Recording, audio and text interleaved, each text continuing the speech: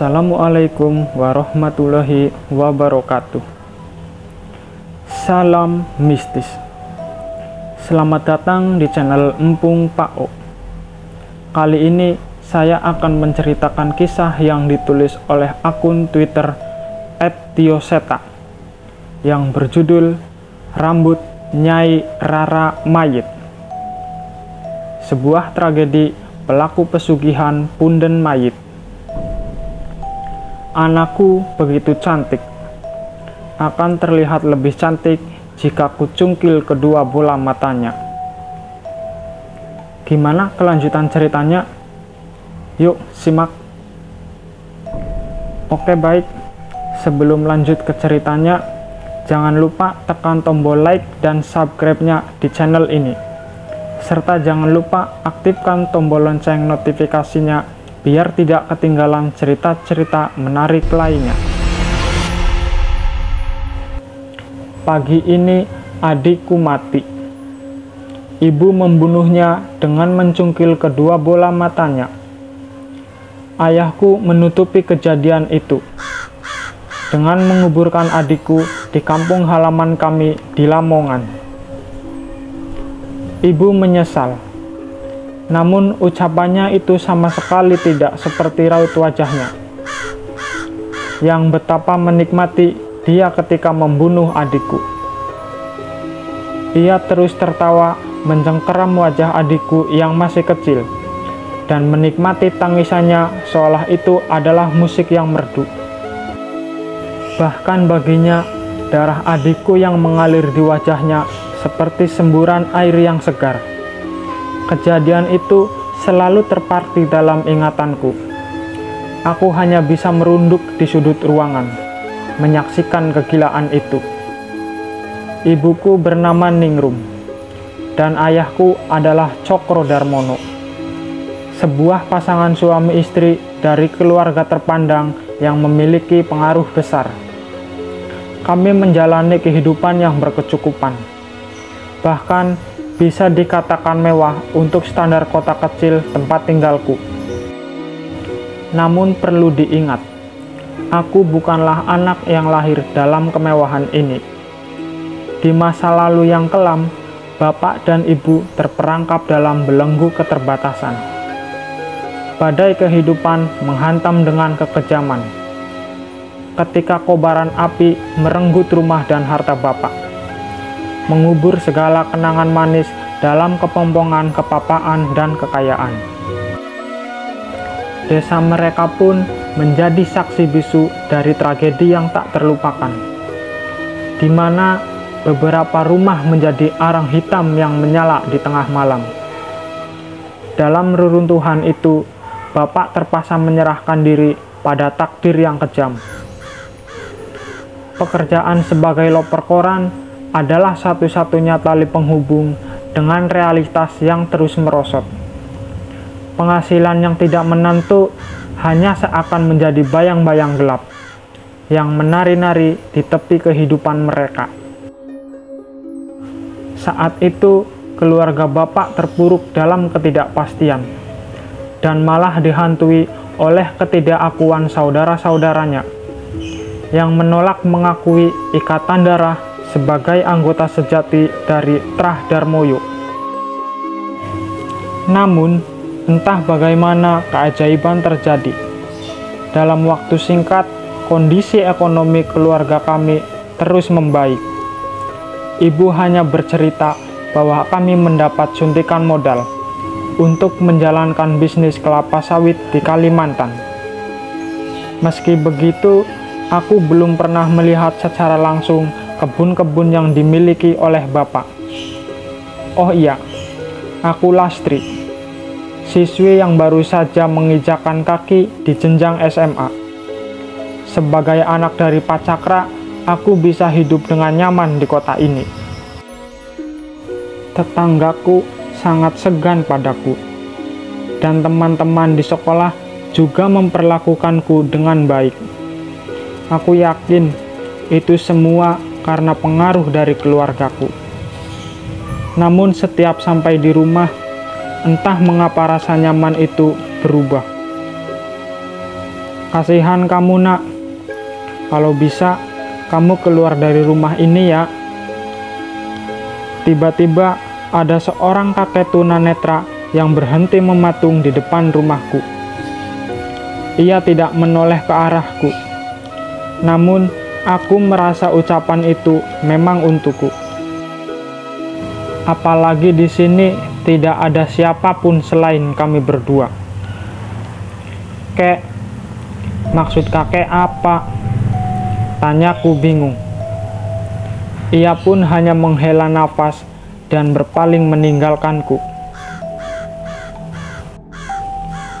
Terserah, bagaimanapun caranya, keluarlah dari rumah ini.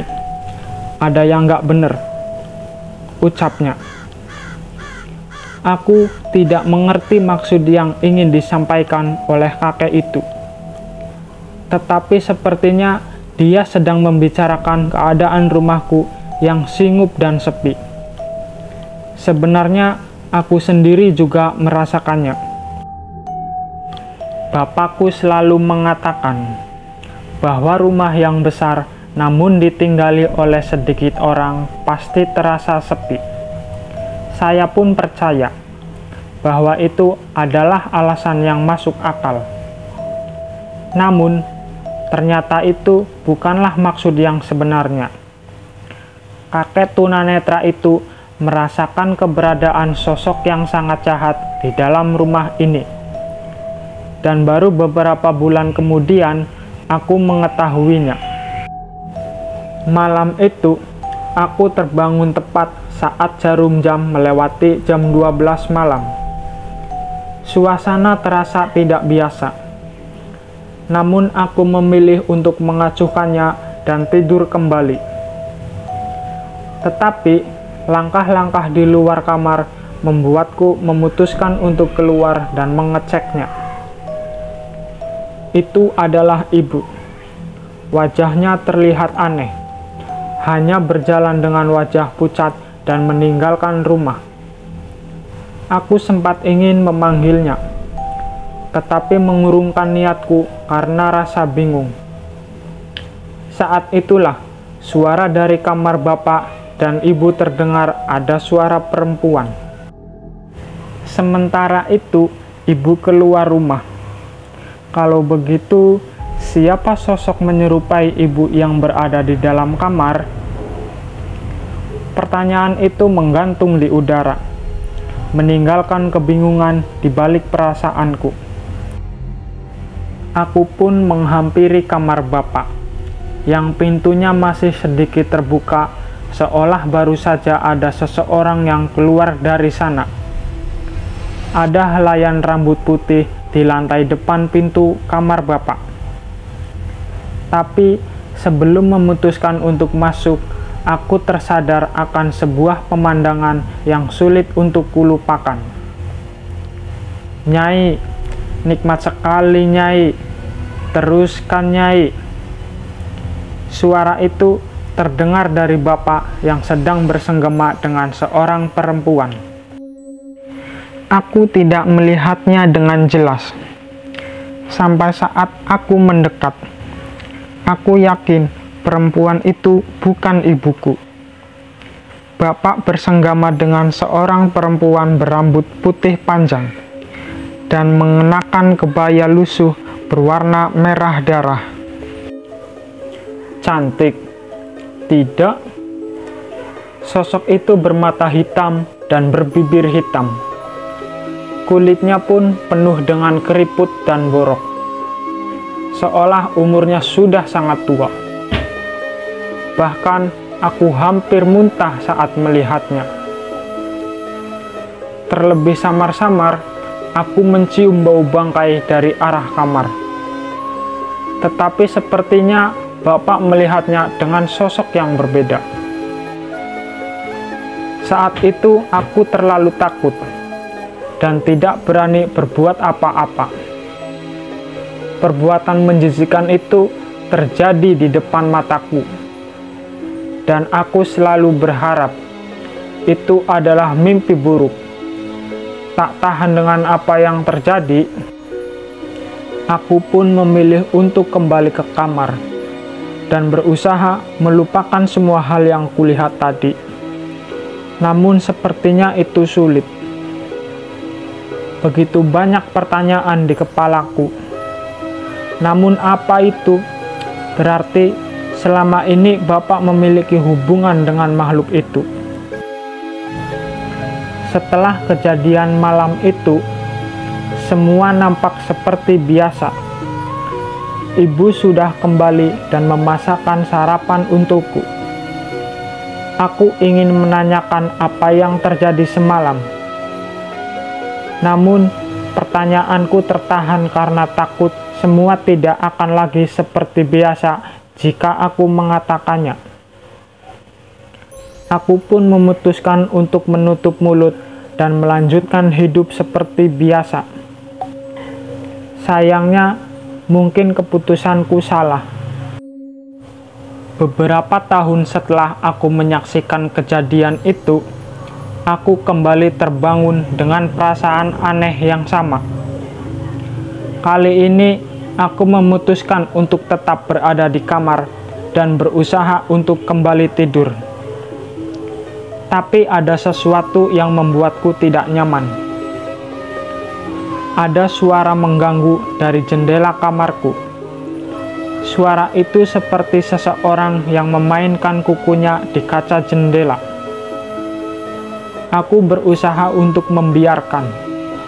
Namun, suara itu semakin keras, dan tiba-tiba jendela terbuka dengan sendirinya. Angin masuk ke dalam kamar, menerbangkan lembaran kertas di atas mejaku.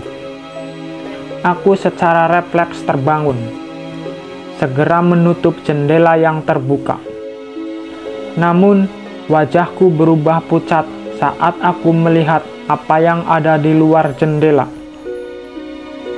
Di sana, sosok perempuan muncul. Rambutnya putih panjang, mata dan mulutnya hitam, dan kulitnya pun penuh borok.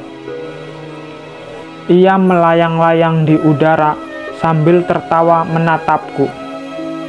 Jantungku berdegup kencang, ketakutan melanda, dan aku memutuskan untuk berlari keluar rumah. Sayangnya, bahkan untuk berdiri saja kakiku begitu lemas. Dengan susah payah, aku berusaha mencapai pintu. Namun entah mengapa, pintu kamarku tak bisa terbuka, meskipun aku menggunakan seluruh tenagaku. Dalam kepanikan, aku ingin berteriak meminta tolong, tapi suaraku terasa tertahan.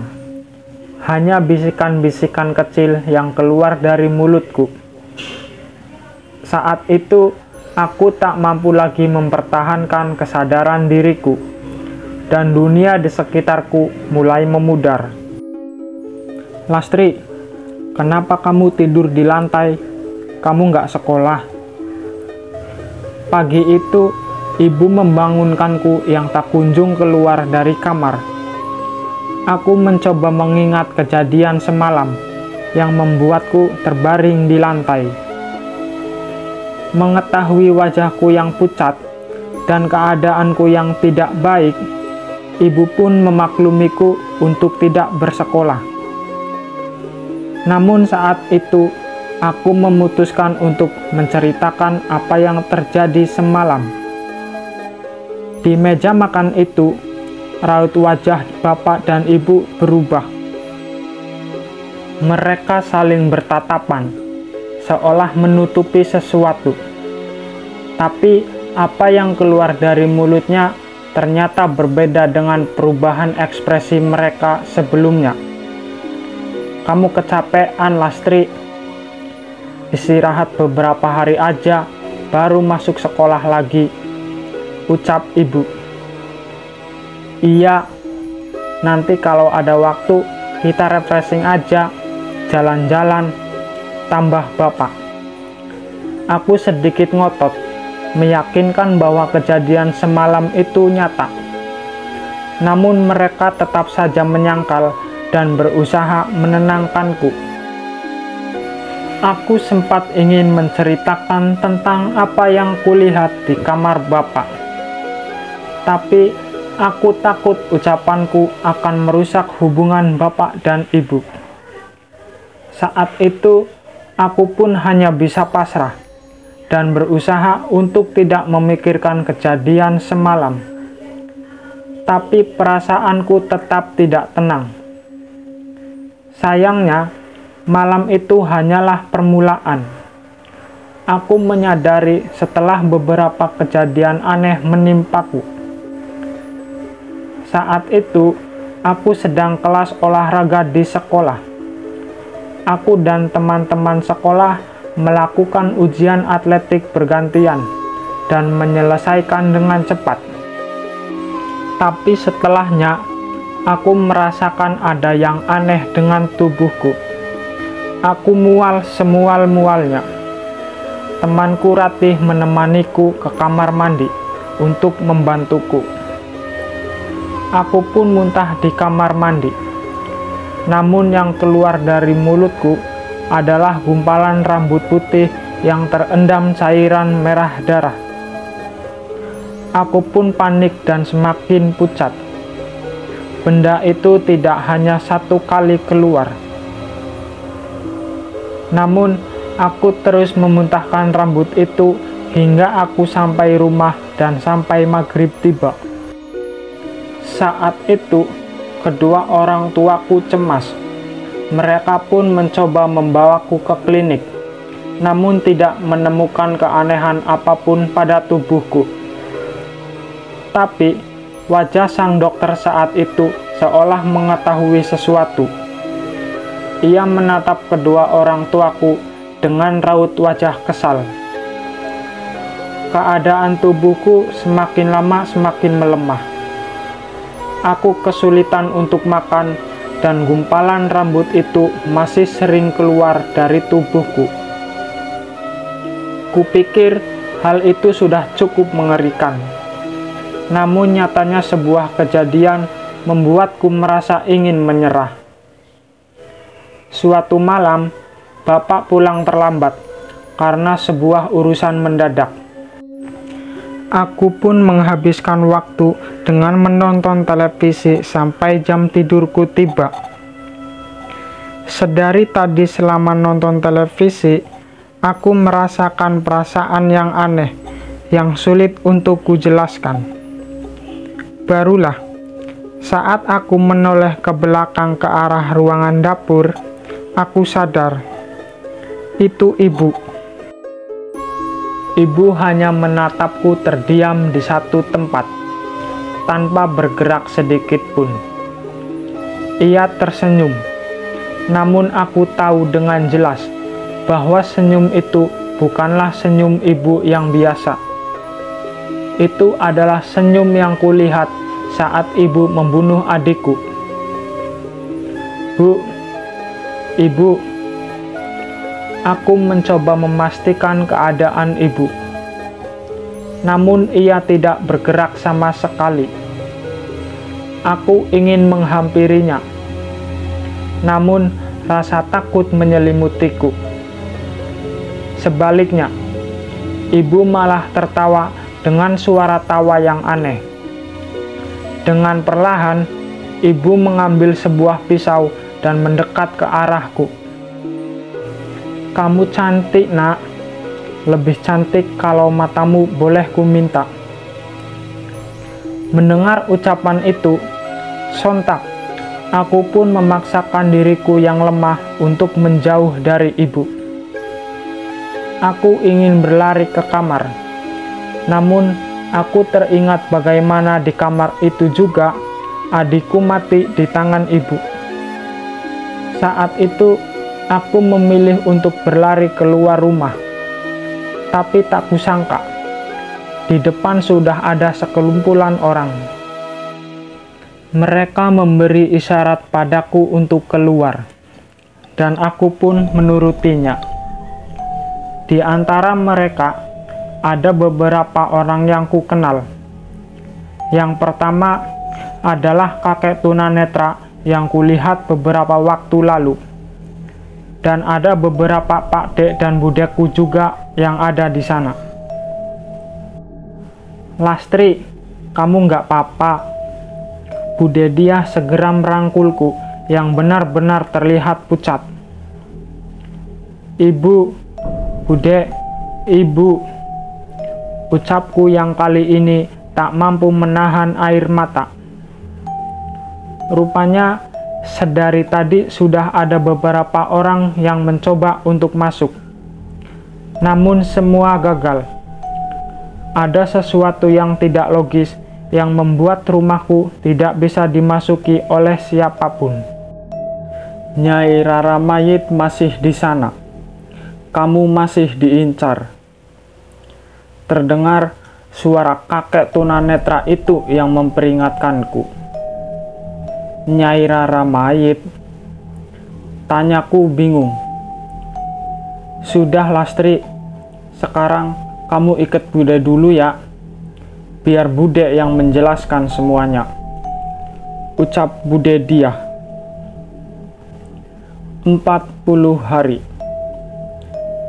Saat ini aku tengah terbungkus kain kafan. Mati. Belum, aku masih hidup. Namun, ini adalah ritual agar sosok Roro Mayit tidak menemukan keberadaanku.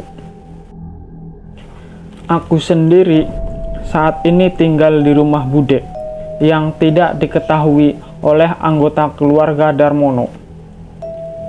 Disinilah cerita tentang apa yang terjadi pada keluarga kami. Bude menceritakan dengan gamblang. Aku adalah tumbal pesugihan berikutnya. Bapakmu sudah lelah, Nak. Ia sedang mencari cara untuk menghentikan perjanjian ini. Jelas Bude Diah. Rupanya, bapaklah yang meminta Pak Dek dan Bude untuk pergi ke rumah dan menolongku.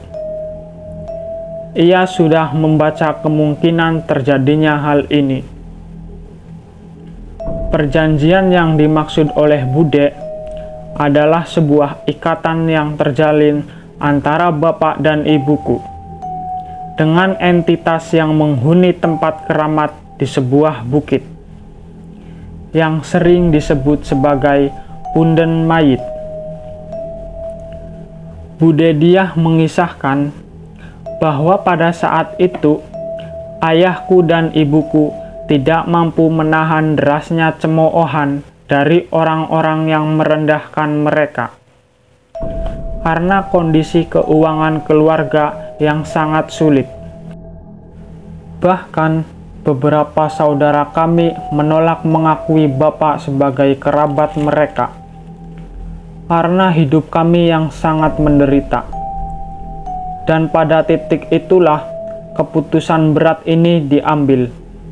Mereka pergi ke Punden Mayit, tempat yang dianggap keramat dan dipercayai sebagai tempat di mana Nyai Rara Mayit bersemayam. Di sana, mereka menjalin ritual yang rumit dan mengerikan, yang melibatkan penelanan gumpalan rambut putih yang mereka dapatkan dari Punden Mayit. Dalam kegelapan malam, mereka menelan gumpalan rambut putih itu sebagai bentuk perjanjian dengan Nyai Rara Mayit. Gumpalan rambut itu hanyalah simbol. Namun di balik itu, Rara Mayit meminta sebuah perjanjian. Bapak harus menikah dengan Rara Mayit dan melakukan hubungan terlarang pada malam-malam tertentu. Bapak yang sudah gelap mata pun menyetujui itu tanpa sepengetahuan ibu. Setelah kembali, hidup kami mengalami perubahan yang sangat signifikan. Keluarga kami tiba-tiba menjadi kaya dan dihormati di desa. Namun, kebahagiaan itu nyatanya datang dengan biaya yang sangat besar. adikku dan aku terpaksa menjadi tumbal perjanjian tersebut.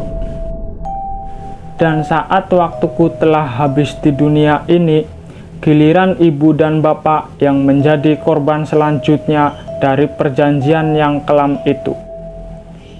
Saat ini bapak masih belum kembali. Bude mengatakan bapak masih mencari orang-orang yang mungkin bisa menolong kami. Sedangkan kondisi ibu membuatku khawatir. Setelah kejadian malam itu, mental ibu tidak stabil. Terkadang ia sering tertawa-tawa sendiri seperti orang gila. Hingga Pak Dek memutuskan menitipkan ibu sementara di rumah sakit jiwa. Menurut mereka, masalah terbesar adalah aku. Umurku hanya 40 hari setelah Nyai Rara Mayit menunjukku sebagai tumbalnya. Selama 40 hari itu, teror akan terus terjadi. Aku mengingat setelah melihat sosok itu, hari berikutnya aku memuntahkan gumpalan rambut. Tak berapa lama, ibu mencoba membunuhku. Tapi jika aku mati oleh ibu, itu belum 40 hari. Setan itu sadar kalau ayahmu ingin berbuat sesuatu. Mungkin saat itu setan ingin memberi peringatan kepada ayahmu dengan membunuhmu lebih cepat. Jelas Bude. Belum ada orang yang merasa mampu untuk mengatasi masalah ini. Pak D mempunyai kenalan seseorang yang ngerti dengan hal seperti ini. Namun ia pun tidak berani bila harus menghadapi makhluk itu. Ia hanya memberi cara. Satu-satunya cara agar tidak ditemukan oleh Roro Mayit, aku harus dipakaikan kafan dan dikelilingi kembang 7 rupa sebelum matahari terbenam sampai matahari terbit. Hal ini harus dilakukan kepadaku sampai masa 40 hari itu terlewati. Aku tidak memiliki pilihan lain selain pasrah kepada Bude dan Pak Deku. Mereka terlihat benar-benar khawatir, dan mereka merasa bersalah dengan apa yang terjadi pada keluarga kami. Kain kafan. Berbaring di balik kain kafan ini bukanlah hal yang mudah. Selain harus berada di sini selama 12 jam, semakin lama aku mulai merasakan keanehan. Mungkin Nyai Rara Mayit tidak menemukanku, tapi makhluk-makhluk halus di sekitar tempat ini mulai tertarik kepadaku. Aku bisa melihat mereka. Aku bisa melihat sosok pocong yang menempelkan dirinya di langit-langit rumah dan terus memandangku dari atas. Aku bisa melihat sosok setan yang merayap di dinding dengan wajah yang mengerikan. Aku juga bisa melihat sosok wanita berwajah pucat yang mengintip kami dari balik jendela. Ini terlalu mengerikan. Beruntung, selama dalam ritual kafan ini, selalu ada setidaknya satu orang yang menemaniku. Setidaknya ketika aku ketakutan, aku akan mengajak ngobrol mereka untuk mengusir rasa takutku. 40 hari pun berlalu. Kakek tunanetra itu datang bersama Pak Dek dan melihat keadaanku. Rupanya, ia juga seorang pelaku spiritual yang memang sejak awal khawatir dengan keberadaanku. Nak, kamu selamat, tapi ini tidak selamanya, ucapnya.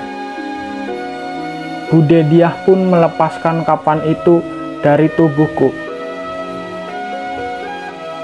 Sementara aku mempertanyakan tentang ucapan kakek itu. Maksudnya bagaimana, Mbah? Tanyaku. Cakra. ayahmu sudah menemukan seseorang yang bisa menghalau Nyai Rara Mayit dari dirimu. Namun itu hanya sementara. Ketika orang itu wafat atau melemah, setan itu akan mencari celah dan membalasnya dengan lebih kejam. Jelas kakek itu. Mendengar ucapan itu, aku pun menelan ludah takut, membayangkan seandainya hal itu terjadi. Lantas, saya harus bagaimana, Mbah? Tanyaku lagi. Mbah juga tidak tahu, tapi jika kamu ditakdirkan untuk selamat, yakinlah kalian akan selamat. Hanya Tuhan yang mengatur hidup dan matinya seseorang, ucapnya. Aku setuju dengan pernyataan itu. Saat ini yang bisa aku lakukan hanyalah berserah kepada Yang Maha Pencipta, sembari mencari cara untuk memperbaiki keadaan ini. Awalnya, aku mengira pernyataan itu merupakan pukulan terberat dari semua masalah ini. Namun setelahnya, aku baru mengetahui sebuah kenyataan yang membuatku hampir tidak mampu mempertahankan kesadaranku. Kabar itu seolah menjadi pukulan terberat dalam hidupku. Namun tak disangka, kebenaran yang baru saja terungkap membuatku hampir kehilangan pegangan pada kenyataan. Ibu tampaknya akan terperangkap dalam lorong-lorong rumah sakit jiwa untuk waktu yang cukup lama. Sementara ayah, kehadirannya tak mungkin lagi menyatu bersama kami. Saat berita itu mencapai telingaku, air mataku mulai menetes tanpa henti. Pak D memberikan kabar pahit bahwa jasad ayah ditemukan di sebuah hotel tua di wilayah Lamongan. Tubuhnya penuh dengan borok, dan rambut putih berserakan di sekitarnya. Terungkap bahwa ayah berhasil menemukan seseorang yang dapat melindungiku dari ancaman Rara Mayit. Namun sayangnya, orang itu tidak dapat melindungi ayah. Dalam perjalanannya yang kelam, ayah hanya bisa merelakan dirinya menjadi pelampiasan bagi setan itu. Ia pun harus menutup matanya sebagai ganjaran atas dosa yang dilakukan bersama ibu. Ketika memahami kenyataan itu, kesedihan dan kehilangan merajalela dalam diriku. Hidup seakan-akan runtuh, meninggalkan luka-luka yang tak terobati. Ayah, yang seharusnya menjadi pelindung, harus pergi meninggalkan kami sebagai konsekuensi dari pesugihan yang dulu kami lakukan.